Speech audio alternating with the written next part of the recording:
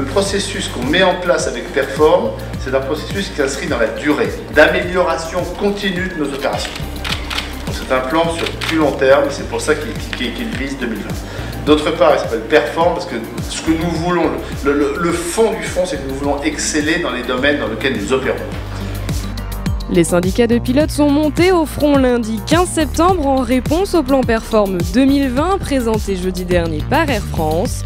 Le sujet au centre de la discorde, Transavia, ou plutôt ses conditions d'expansion. Nous voulons que Transavia soit dans les 5 premiers low cost en Europe à l'horizon 2017-2018. Et nous visons pour ça plus d'une centaine d'avions à l'horizon 2019, 115 avions. Cette compagnie, elle a pour vocation à être profitable et à faire une marge opérationnelle de 5%. Et elle est principalement destinée à non seulement à répondre aux besoins du marché de loisirs, mais aussi à renforcer la position du groupe qui est attaqué par les low cost sur ses principaux aéroports, y compris sur ses marchés traditionnels. Air France KLM voit les compagnies aériennes low cost lui grignoter de plus en plus de terrain en Europe et compte bien réagir aux grandes dames des syndicats. D'accord sur la forme, foncièrement réfractaire sur le fond. Aujourd'hui, on est dans une situation de blocage total, ça on le regrette complètement. Ça fait 9 mois quand même qu'on discute avec l'entreprise sur les conditions de développement de Transavia et tout ce qu'on a eu comme réponse aujourd'hui, c'était vous partez à Transavia aux conditions de Transavia et ce sera comme ça, pas autrement. Donc la discussion n'a pas lieu, on ne peut pas parler d'une négociation, ça on le regrette vraiment. En clair, Air France souhaite agrandir sa compagnie low cost. En France, la flotte passerait ainsi de 14 appareils aujourd'hui à 37 d'ici les 5 années à venir, avec un objectif, reconquérir l'Europe et le marché du loisir, tout en renforçant sa position à Orly. Les conditions du contrat Air France à Transavia.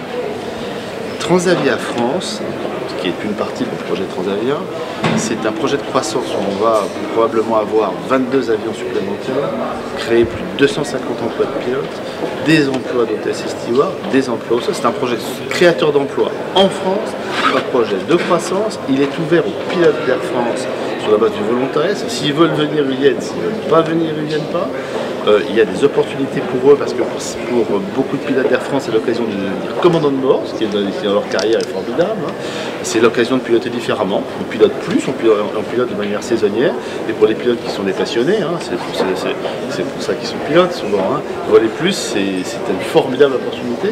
Donc ils choisissent, ils veulent venir, ils sont les bienvenus, ils ne veulent pas venir, ils restent chez Air France, dont on ne modifie pas une ligne des conditions de travail. Donc ça n'est que du plus, mon projet. Mais c'était sans compter la réaction des syndicats de pilotes, le SNPL et le SPAF notamment. S'ils se disent conscients de la nécessité de développer Transavia, ce ne sera pas à n'importe quel prix et surtout pas à celui de contrats différents de celui d'Air France. Autrement dit, les pilotes en grève réclament un contrat unique pour tous les pilotes moyens courriers, notamment pour les appareils de plus de 100 sièges. Nous, on a envie que Transavia se développe parce qu'on est des pilotes, on voit de nos cockpits les avions d'EasyJet qui arrivent et qui remplissent de plus en plus la place à Roissy. Et donc, on a cette conscience de la situation et on sait qu'il faut répondre aujourd'hui à la menace du low cost. Simplement, aujourd'hui, c'est un simulacre de négociation qui a lieu. Alexandre de Juniac nous donne déjà les conditions d'arrivée de cette négociation. Il empêche de discuter. Donc à partir de là, la situation est bloquée. Elle s'est envenimée pendant 9 mois. C'est pas nouveau. C'est vraiment on est au terme d'un processus qui est entamé depuis longtemps. Et aujourd'hui, si on en arrive là, c'est vraiment que la situation est complètement bloquée. Une condition vite balayée par Alexandre de Juniac, pour qui Air France a suffisamment cumulé les avantages, rendant ses coûts et ses conditions d'exploitation bien supérieures à Transavia. Ce que je suis prêt à faire, c'est à discuter sur les bons sujets. Il y a des bons sujets, je vous en citais 2 par exemple. On peut discuter sur qu'est-ce qu'on met comme mécanisme d'incitation ou de compensation pour les pilotes d'Air France qui voudraient aller à Transavia. On l'a fait déjà dans le passé, voilà un bon sujet. Et un autre bon sujet, c'est comment est-ce que les pilotes du syndicat des pilotes de ligne vont pouvoir participer à la définition des conditions Transavia. Ça, c'est un très bon sujet, je trouve. C'est clair, pour le PDG d'Air France KLM, transposer les conditions de travail d'une compagnie traditionnelle à une compagnie low cost, c'est la tuer Transavia. Une version des faits pas franchement au goût des pilotes, pour qui la prétendue discussion n'est qu'un simulacre. Nous, ce qu'on dit, c'est que la rémunération à l'heure de vol d'un pilote d'Air France et d'un pilote de Transavia est quasiment identique. Donc les discussions devraient être possibles sur cette base-là. Simplement, ce que M. De Juniac veut aujourd'hui, c'est un affichage, c'est un slogan.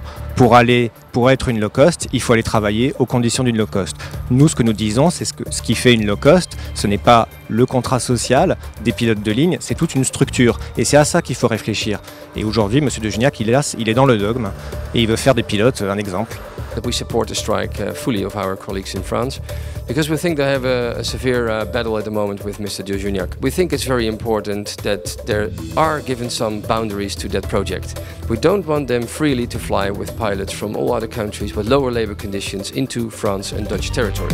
Résultat, lundi 15 septembre, seuls 40% des vols étaient officiellement assurés. Ce mardi, la mobilisation des grévistes serait sensiblement la même.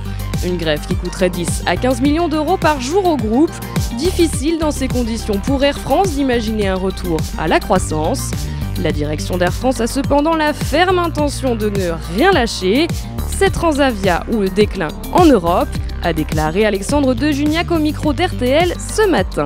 Le groupe se trouve aujourd'hui face à un choix stratégique de grande ampleur, le plus important depuis l'absorption d'Air Inter en 1995 sur le moyen et court courrier.